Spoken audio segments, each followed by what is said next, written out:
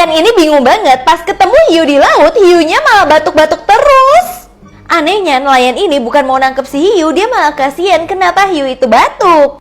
Tiba-tiba si hiu itu ternyata baru aja makan 3 temennya yang nelayan juga yang lagi batuk-batuk. Jadi ternyata hiunya itu batuk-batuk karena bawahan-bawahan dia semua lagi batuk-batuk. Jadi akhirnya hiunya muntahin manusia aja. Dan anehnya kepala nelayan ini malah kasih obat batuk ke manusia ini supaya nantinya nggak bikin susah para hiu yang makan mereka.